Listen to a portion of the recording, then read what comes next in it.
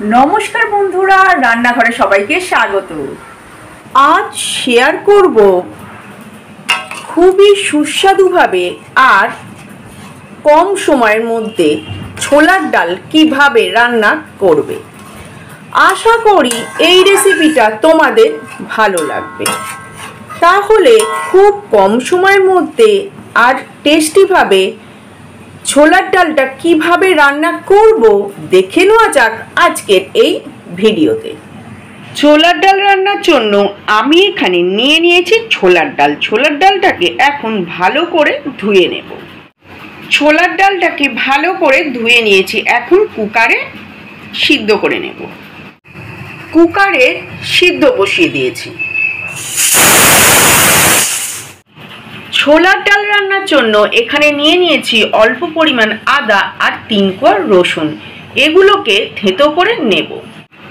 আর নিয়েছি 3টে শুকনো লঙ্কা, কাসুরি মেথি, নুন, চিনি, হলুদ গুঁড়ো, লঙ্কার গুঁড়ো, জিরের গুঁড়ো আর গরম মশলা। আদা রসুনটাকে থেতো করে নিয়েছি। ছোলার ডালটা সিদ্ধ হয়ে গেছে। কড়াইতে দিয়ে দিয়েছি সর্ষের তেল। তেলটা গরম হয়ে গেছে। প্রথমে দিয়ে দেব শুকনো লঙ্কা, এখন দিয়ে দেব কাসুরি মেথি আর গ্যাসটাকে লো ফ্লেমে করে দেব। থেতো করা আদা রসুনটাকেও দিয়ে দেব আর বাকি মশলাগুলোকে দিয়ে দেব।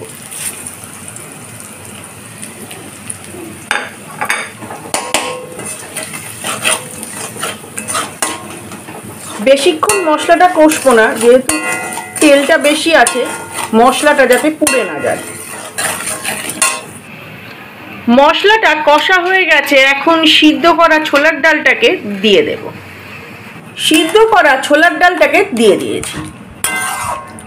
এখন গ্যাসটাকে হাই ফ্লেমে রেখে এইভাবে নাড়াচাড়া করতে থাকবো। এখন 5 মিনিট এইরকম ভাবে ছেড়ে দেব। ঠিক 5 মিনিট পর ডালটা ফুটতে শুরু করেছে। আর এই ছোলার ডালের মধ্যে আলাদা করে কোনো রকম জল অ্যাড করিনি। যে জলটা দিয়ে সিদ্ধ করেছি সেই জল সমেতই ছোলার ডালটাকে দিয়ে দিয়েছিলাম। এখন ডালটা সম্পূর্ণ রেডি হয়ে গেছে। এই রকম ছোলার ডাল লুচি বা রুটির সাথে অসাধারণ লাগে। আশা করি এই রেসিপিটা তোমাদের ভালো লাগলো। তাহলে আজকের মতো এই পর্যন্ত। আসি বন্ধুরা।